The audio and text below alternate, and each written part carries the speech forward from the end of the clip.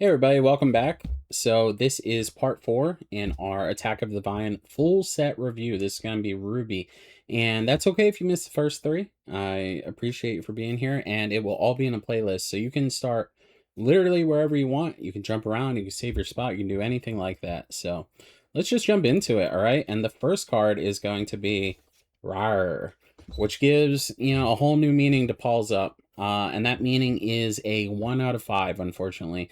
I have not been a fan of any of these cards that you are using a card so that you can use a character to trade up. This is a 1-cost inkable action. Chosen character gets +3 strength this turn. I think the best one we've probably ever seen that's just a generic card like this is the Great Typhoon. And still, that card was like kind of hyped up a lot. Personally, I sold a lot of them on pre-sale before it came out, and it just has never seen play, and that's a song. This one you actually have to pay the full cost for at all times and gives you 2 less strength with it. So 1 out of 5. Dashpar, 1 cost, 1/1 inkable super dot hero. Not a superhero. 1 questing power, and it has evasive. So effective Pegasus reprint. And Pegasus is not one of those cards that goes in every deck, but it is a card that sees play from time to time, and this is a good 1-cost evasive character for our Dumbo decks. It's also just 1 rate, right? And it has super and hero implications, so because of that, it's a 3 out of 5. Peter Pan, 1-cost inkable 1/1 hero 2/2 quest for 1, and he is basically just a shift target. And I've said it in a few other videos, but again, every video has brand new viewers, so welcome again, thank you. This is where I want my shift targets to be. I want them to be cheap, and I want them to be effective. And this is as cheap and effective as you can get it to be, essentially. So 3. Bunch of Balloons, 1-cost inkable item. When you play this character, choose a location of yours. While this item is in play, that location gains evasive. And then you can pay 3 ink and return this item to your hand. Maybe you want to give another location of yours evasive, or that location was actually banished in a challenge or something like that, and you want to just return this to your hand and replay it. Or you want to return it to your hand and actually put in your inkwell for a future turn. So has decent amount of versatility. I think Winter Spell is a much better card if you want to give one of your locations evasive, because it also draws you a card. Draw more cards, win more games. That's rule number 1. And because of that, it's not flat out unplayable, but I think there are better versions, and I don't think location decks, sorry Snake Chips, please don't reach through the screen. I don't think location decks are necessarily tier 1. So I'm going to give this a 2 out of 5. Prophetic Vision. So 2-cost inkable action. Shuffle your deck and reveal the top card. If it's an action card, you may play it for free. Otherwise, put it on the bottom of your deck. Then each opponent loses 1 lore, and you gain 1 lore. So if you do get to play it for free, you do not also have your opponent lose 1 lore and you gain 1 lore. It says otherwise, and continues on with that. So this is one of those high roll cards that we seem to see every now and then, and none of them have historically ever been good. I think that there are certain decks that kind of just needle your opponent, like a drip drop strategy of like, yeah, I get small advantage here, small advantage here. You lose 1 lore, I gain 1 lore. We're going to slowly creep up and get some kind of inevitability. It's also nice because like Olaf exists and you want a lot of actions in an Olaf deck. So even when this does miss, it effectively makes your Olaf cost 1 less for the rest of the game. I don't think that it's going to be a tier 1 card. So because of that, I'm giving it a 2 out of 5. And not to say that a tier 1, I know I've said this twice now, not to say a tier 1 card can't be a 2 out of 5 or a 3 out of 5, but like all of those things combined that I said about it is what is bringing me to a 2 out of 5. 2-cost inkable song. It's gonna be great. And ready chosen character, they can't quest for the rest of the turn. So the LeFou effect. Well, we have LeFou already. right? So if we were gonna hardcast this, we would rather just play LeFou because we get a free 2/2 that quests for one as well. But of course, this is a song. There are certain song implications in the game. Still, this has not been an effect that has been super powerful. You can ready your opponent's character. Let's say they have a bodyguard or something like that in play, so it has some utility. Because of that, I'll give it a 2 out of 5. 2 costs, 5/1, quest for 1, Kuzco, and it is a king. Princes are pretty common. Kings are kind of hard to come by if you check all of the tags on the characters. So hear me out. I'm giving it a 4 out of 5.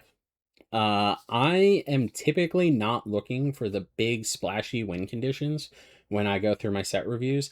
I'm looking for position players. All right. What's a position player? A position player is someone who's, bunting to get on base. A position player is really good at filling a certain role, but they're not an all-star. All right. This isn't Shohei Ohtani. This is just the shortstop, right? It's something that you just need in certain scenarios, and it's going to be clutch. And a 2 cost 5/1 is certainly that. There are cards that interact with things having 5 strength. This is going to just keep so many characters in check. Your opponent is never expecting like most of their 3, 4, even some of their 5 cost characters to be able to be traded into with a 2 cost character, and generally that is going to be unacceptable for your opponent. So in a deck where you have a stronger late game, this is one of the perfect early game cards. It is scary because of cards like Eleanor, right? Eleanor has become one of the boogeymen of the game. It's a 4 cost uninkable. And at the end of the turn, it's a character. At the end of the turn, if you have 3 characters exerted, you deal 1 damage, draw 1 card, and gain 1 lore. So all characters that only have 1 willpower are on notice, of course. But in those scenarios, at least it's inkable. And in those scenarios, it's still probably stalling a little bit, right? Because those Eleanor decks are incredibly fast. So I'm giving this a 4 out of 5, and I'm sticking by it. 2 cost inkable Gaston. All right, your Floodborn characters get +1 strength, and it's a 2/2 quest for 1. No one gives strength like Gaston, except for LeFou. So if for some reason you had so many Floodborn characters and you wanted to play a 5th, 6th, 7th, or 8th copy of LeFou, then you would play Gaston. Or, of course, if you want to shift onto a Gaston, the fact that it's not even a villain, it's a Vineling, really cuts it down a lot as well. At least it does see each other because all Vinelings are Floodborns. So if you have 2 Gastons in play, they are hitting each other with that ability. I'm going to give it a 2 out of 5. There's just a lot holding it back. Randall Boggs. 2 costs, 3/1. Villain monster, evasive. While all cards in your inkwell are exerted, this character gets +2 lore. I'm gonna say, hear me out again. 5 out of 5. I love this card. I think this is the best stat line 2 cost evasive. 2 cost evasive for this stat line. We've seen just like generic 2 cost 3/1s with evasive, no other abilities. And in some scenarios, they have been fine. And in other scenarios, those are position players. This is a card that can be a position player like that, but it can also be a win condition. And I think getting all of your ink exerted is going to be relatively easy if you are cognizant of it as you're playing the game. You're no longer going to be able to just go, I probably won't need this card. I'll just ink it, go. Because you might find yourself in a situation later on where that 1 ink being readied is making it so that this character is not gaining lore. But if you play this on turn 2 and you have a normal up the curve 1, 2, 3, 4, 5 drop, then you're gaining 2 lore every single turn, just naturally playing your cards. You can also plan for this by playing things like ink sinks, right? An ink sink is anything that when you would have extra lore left over at the end of the turn, instead you sink it into an ability. Great ink sinks are going to be boosts, right? We're talking like Scrooge McDuck here, Hercules, stuff like that. There are very powerful Ruby boost cards. Ink sinks are also going to be locations, right? We've seen people like DKP jokingly move a character into a location that has no abilities for no benefit just because they were on camera for the laughs. This is going to be a situation where, yeah, you can just move your characters into your locations so that your ink is all exerted. You cannot exert your ink for no benefit in this game. It's kind of amazing that someone thought that you could do that, who is a professional player. I'm not making fun of them, so I'm not going to mention their name. Just know that you cannot do that, okay? I don't want you thinking you can do that, and then you find out you can't when it matters, right? When you're playing for top 8 of set championships, when you are just willy-nilly, yeah, I'll quest with this, and then I'll play my other cards afterwards and doing things out of order. I think this card is one of the better cards in the set. Will it see play? Who knows? There are so many cards printed in Disney Lorcana that are so powerful and interesting that not all of them ever get a time to shine. And this could be one of those, especially if there is not a good aggressive Ruby deck. But we will see. Time will tell. Keep an eye on this one for sure. All right, Donald Duck. It is a 2-cost, uninkable, 2/3 with Rush, and it quests for 1. This is a 1 out of 5 for me. I don't know why it's not a 3/2. Like, you're rushing into their 2-cost or 1-cost most likely. And hopefully it's a 1-cost 2/2, but if it is, it's a generic character and your opponent probably doesn't have those in your deck. Like, the times that this would be good are almost imaginary. All of them, right? It could have been a 3/2 because it's giving up a stat point to have Rush, and it's uninkable for some reason, right? So yeah, it's a 1 out of 5 for me. Captain Hook, 2-cost, 3/2, villain pirate captain, quest for 1. When this character challenges another character, gain 1 lore.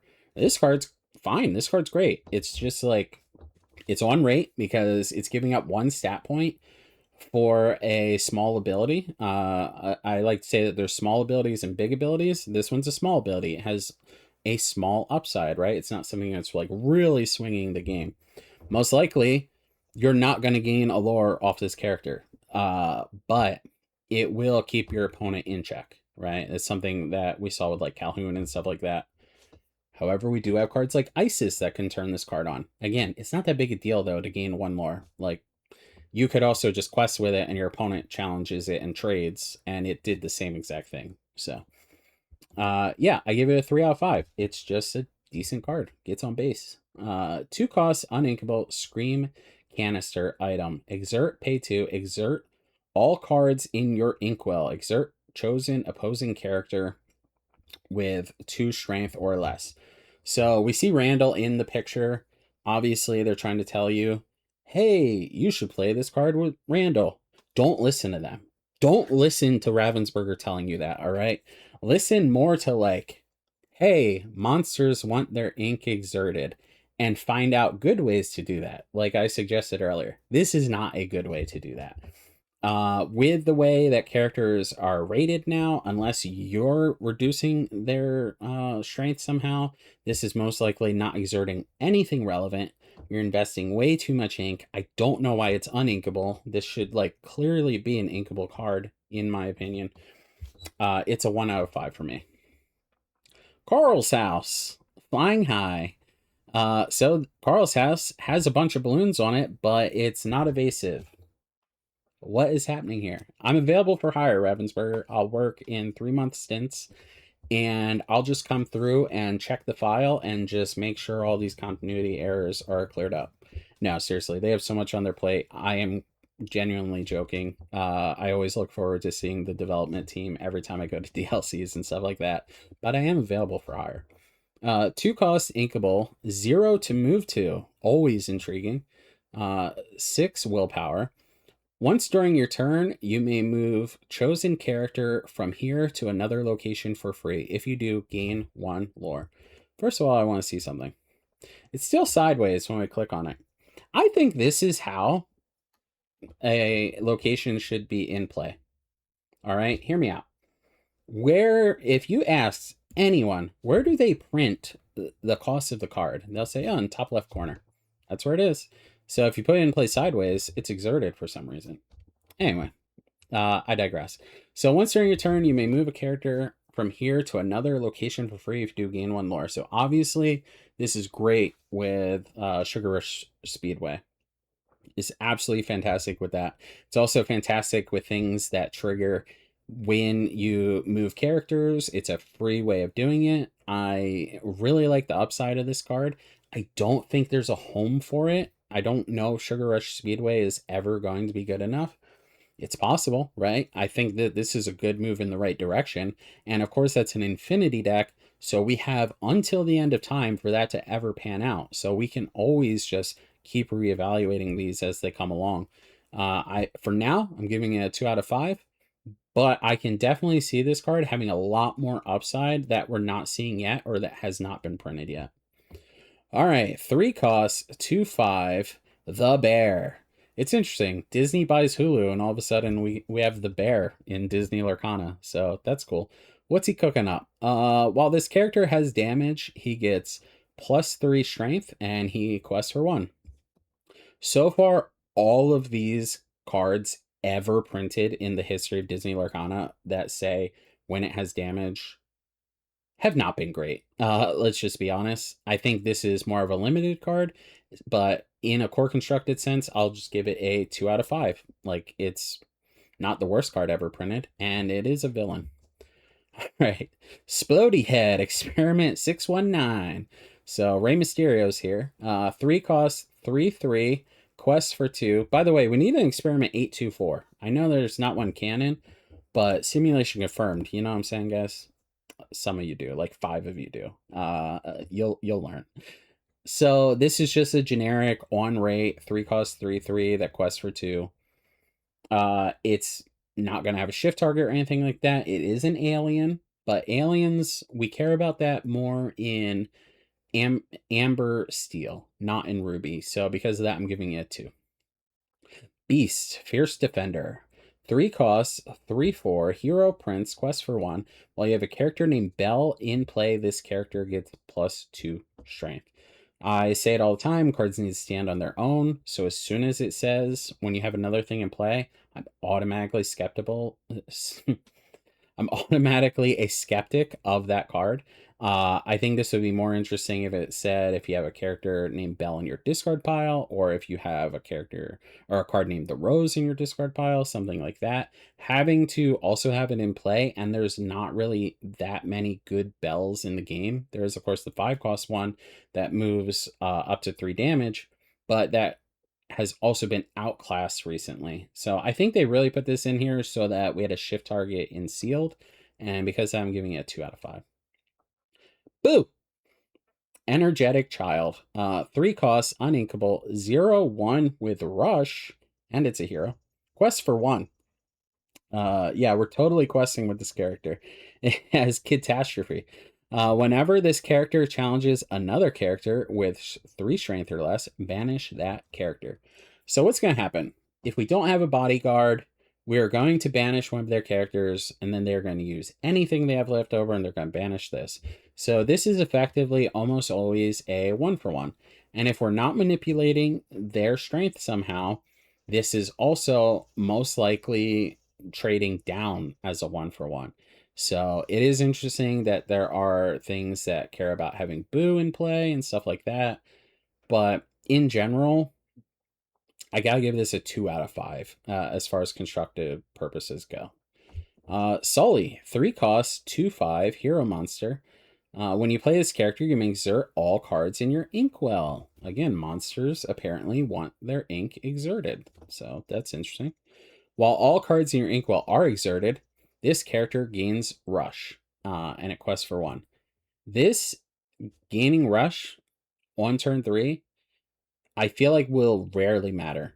especially if it is a relevant card in the metagame. It will just be something that people play around, especially early in the game. Unless you are a very aggressive deck, the early game is the setup phase. You take the free lore when you can get it. You're not going to just give up 5% of the game by not questing for one. But it really almost always will not bite you to be safe and keep your character and let them just play this understated card on turn 3, right? So I'm giving it a 2 out of 5. Red Alert, 4 cost, inkable, action, not a song. Banish chosen character with 3 strength or less. If you have a monster card in play, chosen opponent loses 1 lore. I think this card's great. I am going to give this card a 3 out of 5. It's not going to be good in every metagame, but if we are playing things like Delamoon's Lullaby, right, we can combo this and deal with something. It's also nice that it's inkable. We've been playing with like Firefly Swarm recently, ever since Brawl has rotated. So this is also another good way to get rid of Eleanor, as well as Angel. It doesn't matter if Angel has resists, because it just straight up banishes it, right? So I think that this is a really good utility player. So it's a 3 out of 5 for me. I could actually see it being a 4 out of 5. We'll see. But right now, 3 out of 5. So Yzma, 4 cost, inkable, 4/3, quest for 2. When you play this character, each opponent loses 1 lore. This is a villain sorcerer. And this is kind of just a card. Like, it doesn't matter that it's Yzma, right? Like, I feel like they designed the card and it was just like, what character can we put on it? Which there's many ways of designing cards. I'm not saying that that's a bad thing, but I feel like there's so many powerful 4-cost cards. Even though this is just a reasonable card, it's probably not going to see play. Definitely better in draft, I would say, or any form of limited. So I'll give it a 2 out of 5 for constructive purposes.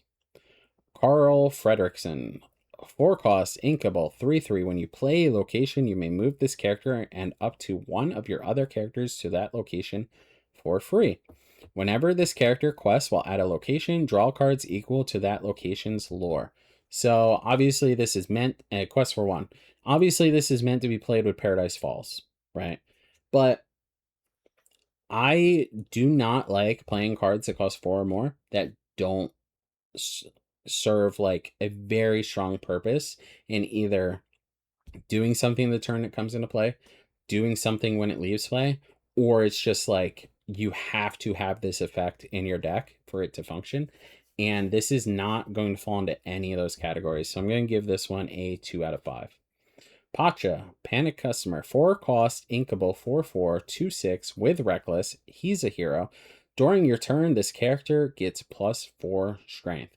So this is pretty good character at keeping your opponent's cards at bay. They can, of course, bait it with something small, and then they challenge back into it, and they probably don't lose the character they challenge back in with, but that's fine. Most people honestly need cards that are getting things in the red zone instead of getting analysis paralysis and not being the one that wants to jump first, right? I think that this card is pretty good. I'm going to give it a 3 out of 5. King Louis, 4 costs, inkable, 3/4, quest for 2, singer 6. We don't really want to sing with this character because it's probably going to be banished afterwards. The fact that it's 2 lore is kind of irrelevant if we're singing with it as well. We have seen characters that have singer that cost more than 3 have generally not been great at, like, you put them in your deck because they're singers. Maybe you put them in your deck for another reason, right? So because of this, I'm going to give this a 2 out of 5. Tigger, 4 costs, 5/4 with Reckless. Once during your turn, whenever this character banishes another character, you may ready chosen honey character. If you do, that character can't quest for the rest of the turn. They can still challenge, however. Some of these effects say can't quest or challenge. Some of them say one or the other, so keep that in mind. That being said, we don't have a lot of honey characters in the game that we want to challenge with anyway. And a lot of the honey characters are kind of understated. This is actually one of the better statted honey characters. So I guess it's nice that if you have 2 of them, they just keep recklessing and readying and recklessing each other until you know, wipe your opponent's board. But I doubt your opponent's going to put you in a position where you can do that, right? It doesn't also have rush, so your opponent can just go, oh, you have 2 tickers to play. Okay, go. Yeah. That being said, I'm going to give it a 2 out of 5. Beast Castle, 4 costs, uninkable, 2 to move, 7 willpower, has 1 lore. Your Floodborn characters gain rush. What's nice is it doesn't say your Floodborn characters here gain rush. So it's kind of an item that can be challenged that gains lore, right? Because it has this static ability. The difference between a static ability and a triggered ability is a triggered ability say something like win or if, and a static ability will just say that it exists, right? This one, your Floodborn characters gain rush, period. Not if you move a character here, it gains rush till end of turn, something like that. So anyway, 4 costs in uninkable. It's gonna be rough for me. When are we going to surprise our opponent with that card? That is the benefit of rush, surprising your opponent. So you either play this card, and if your opponent does not immediately banish it, they probably play characters until they can banish it in one fell swoop, okay? Or what? You play a Floodborn character, and then the next turn you play this. Oh, and hey, your Floodborn character has rush. It could already challenge. The other option is you play this plus a Floodborn character all in one turn. The fact that it is a 4 cost uninkable is going to make that like basically impossible, right? What your best case scenario is you're on like turn 7, you play this and a 3 cost 4/4. It's just not powerful enough. This effect I love though. I really wish this was like a 2 costs with 3 willpower. Just something that you at least you get to do it once, you know, like ha, got you. You did not ever expect this character to have rush. That's the exciting thing. When you give something rush that your opponent would never anticipate having rush to begin with. But yeah, it being a 4 cost, I'm going to give it a 1 out of 5. Dash Par. 5 costs, 4/4 with evasive, shift 3. It's a super dot hero. Quest for 1. Whenever this character quests, you may reveal the top card of your deck. If you do, you may play it. Otherwise, put it in your discard. We do have a great shift target in the 1 cost Dash Par. Excuse me as I bring that back up. So yeah, we do have this amazing shift target right here, right? So we can shift it 1 turn 3 and it keeps that evasive. However, if we do that and we reveal the top card, we play it or put it in the discard pile. Well, we have no ink. So hopefully it's a song and we have a singer that costs 2 in play. Otherwise, we're not doing anything with this. Maybe we're challenging. That's fine. I can accept that. Maybe we're not using the ability of first turn we play it, and we're actually using this to play something like a Let It Go, because it will be able to sing a song, of course, because the 1 cost Dash Par was dry. So this will also be dry when we shift onto it. Those are all reasonable things to do. I would have loved if this said, reveal a top card of your deck. You may ink it, you may play it. Otherwise, put it in your discard. That would have been what made this card a great card to me. As it stands right now, it's just a fine card, so it's a 3 out of 5. The Colonel. 5 costs. Inkable. 5/5. Quest for 2. Whenever this character quests, you may move him to one of your locations for free. So it's giving up, I believe, 1 stat point. I haven't checked the chart in a little while. I've been more focused on, you know, the newest set coming out. I believe it's given up 1 stat point to have this ability, which is no big deal. But again, this is one of those things that you're giving up all the shock value, right? Because your opponent goes, okay, what location would they have in play? Why would they want to move this? They have a whole turn to decide if they can. Do I want to try to interact with this in a way in which I am going to banish it? Do I want to play a Mowgli this turn? Because my opponent clearly wants to play a non-character card on the following turn, right? All of those things, the fact that it can be banished immediately and it did nothing. If this was whenever you play this character, you can move on one of your locations. It's still only just a fine card in that scenario. Because of this, I'm giving it a 2 out of 5. All right, Sun Yi, 5 costs, Inkable, 5/5, quest for 2, red panda, and this is the first panda shift we are seeing. So, temporary red panda shift. You may pay 2 ink to play this on top of one of your red panda characters. At the end of your turn, remove all damage from this character and return only this card to your hand, right? Super interesting. I love that they are taking our old mechanics and trying to freshen them up a bit, right? And so temporary shift plus red panda shift. So you can shift this on any red panda. Does not matter the name. Does not have to be on a Sun Yi, okay? Very important. So what's most likely going to happen? Hopefully you shift this onto something, you challenge your opponent's character, your Sun Yi survives, and a turn goes back to your hand. Your opponent is then going to probably challenge your exerted character, which costs less than this Sun Yi, because you're not going to shift this on another Sun Yi or one of these other ones that cost more, right? It's going to be shifted on like one cost 03, something like that. So you're kind of going parity, but you're going tempo disadvantage. The other option is just play it and quest for 2. But then you're letting the other character under it be susceptible to challenging and stuff like that. Or you just play it as a 5/5, 4/5 that quests for 2, in which case it's understated. So whichever way you chop it up, to me, all of those things don't seem good at all, right? But there's one last scenario. You shift this for 2 and you sing a song that costs 5, just like I was saying with Dash Par. So if the songs that cost 5 are available to you in your deck, things like Grab Your Bow, things like Let It Go, there's plenty of them.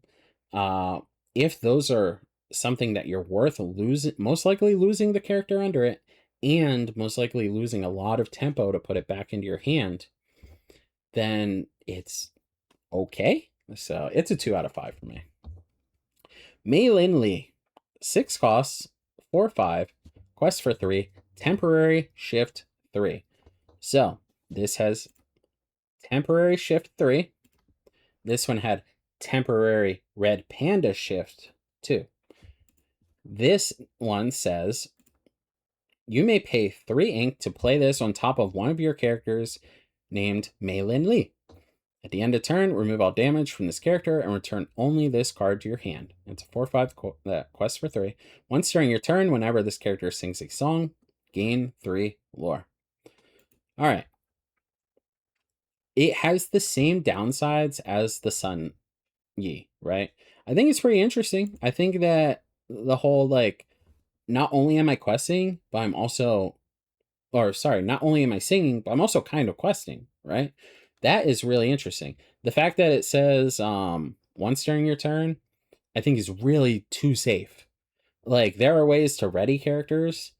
This is like a lot of hoops to jump through. I think it would have actually been quite rewarding and not broken, but fun and powerful if you could try to manipulate your hand in such a way that you get this out, sing a song to ready it, sing a song to ready it, sing a song to ready it.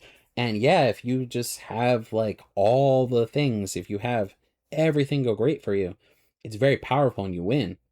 But all of the cards individually are quite bad. So if they just deal with the shift target, or if they discard this card from your hand or anything, you're kind of just drawing a bunch of things that ready nothing and do nothing. So I would have loved if they would have just went ahead and was like, yeah, let's get rid of that once during your turn drawback that it has there.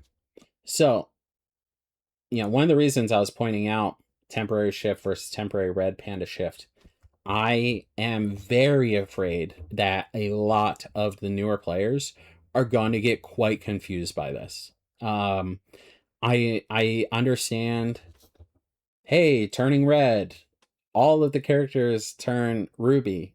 I don't live in Europe. I can't say it's a red card. It's a ruby card.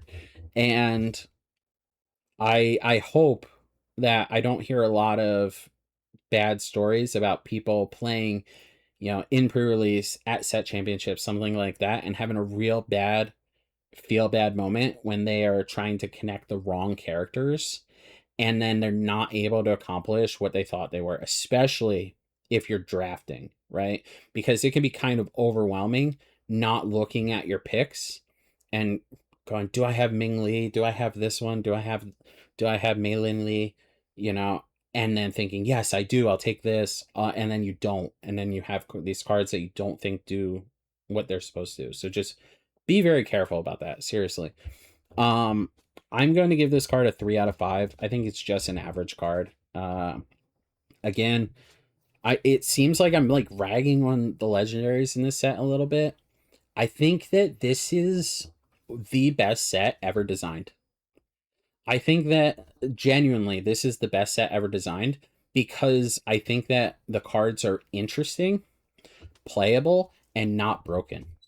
People get stuck in a world where they want min max. They want to min max everything. They want that's a 5 out of 5. That's a 1 out of 5. And there's nothing in between. 3 out of 5 is good.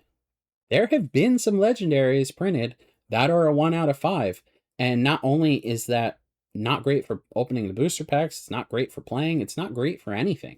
Having a 3 out of 5 legendary is a good thing. All right. I just want to get that out of the way. I want people to not. I want people to realize that average is good for a lot of things, and this is one of those things. All right, Red Moon Ritual, 7 cost, uninkable, sing together 7, banish chosen character. So I'm giving this a 4 out of 5. People are comparing it to Be Prepared. People are comparing it to Dragonfire. Let's just evaluate it in a vacuum. Most likely, we're losing one of the characters that we sang together with, just like by nature of the game. Unless you play this on turn 3 and your opponent didn't play something on 1 or 2, like they played 1 on 1, nothing on 2, or nothing on 1, 1 on 2, then yeah, we're just hitting their whole board, but their whole board is also so weak. Like, do we really want to waste this? The times that we have to hard cast it are going to feel really, really bad, but it's great with power line. I think that this is just a solid card, actually more than solid, above average. I think it's 4 out of 5. Again, I could like clickbait this video and be like, next broken song printed in Disney Lorcana is, yeah, but no, it's a good card. All right, Grandma Wu, 7 cost, inkable, 5/7, temporary shift 4. This is a mentor red panda. All right, temporary shift 4. You may pay 4 to play this on top of one of your characters named Grandma Wu.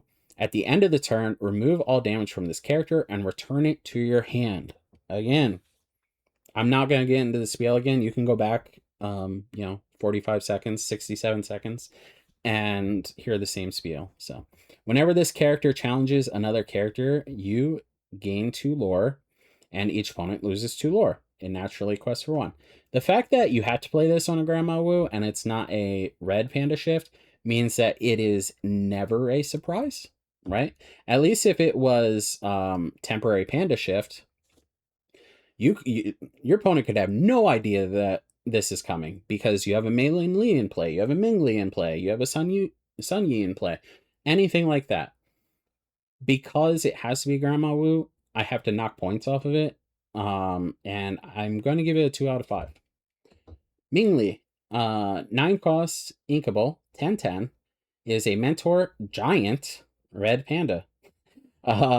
Quest for 2. Temporary shift 7. You may pay 7 to play this on top of one of your characters named Ming Li. Not to be confused with Meilin Li. Ming Li, okay? At the end of your turn, remove all damage from this character and return only this card to your hand. Whenever this character challenges another character, ready her. She can't quest for the rest of the turn. This is going to have some of the same downsides as Grandma Wu, right? They're going to see this coming. You're using so much ink. This is a lot like Scar, right? The Rise of the Floodborn Scar.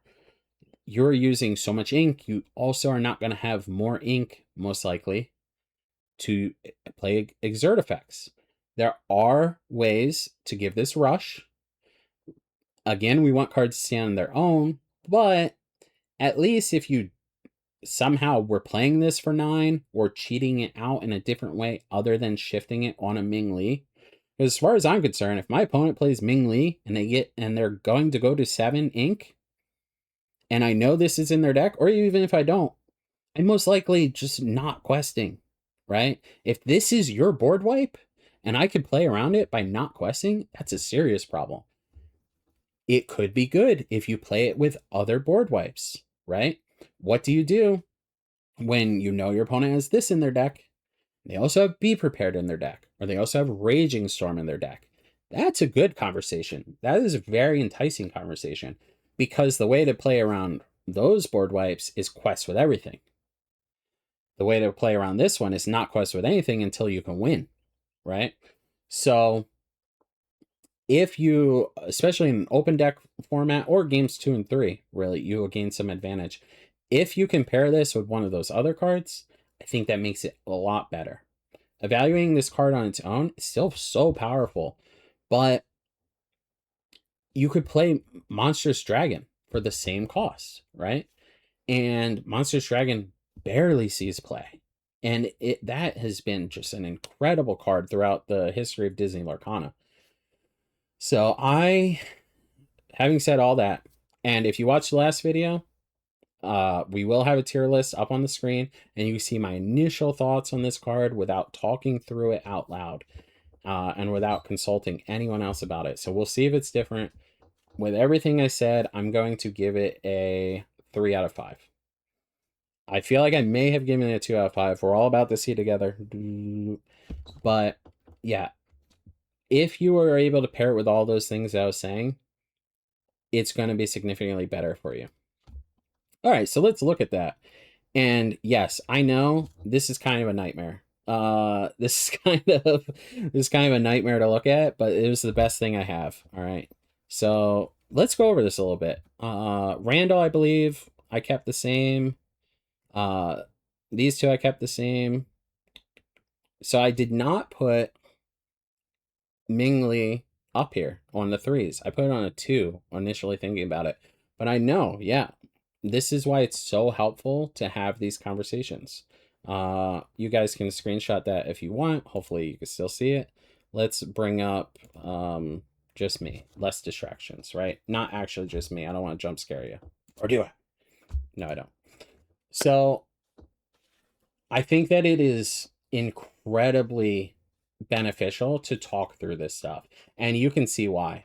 I have changed my opinion from just reading the card and moving on to the next one versus actually having a deep conversation with that about that, even though I am having this conversation with a camera right now and with myself. That still can be a very helpful tool. It's something that I believe when I read Rich Dad, Poor Dad, that was something that he actually said that he did regularly. He would just have a conversation with himself, essentially, or someone that he admired and thought, what would they do? So anyway, hopefully that is all helpful. Thank you so much for everyone for watching all of these. I know they're quite long. I am very happy that I made a playlist, and this will be a part of that playlist, and you can watch all the other videos in the series in that playlist. If I haven't said it yet, please leave a comment below. Let me know you are here. All right, attendance is mandatory. And until next time, peace.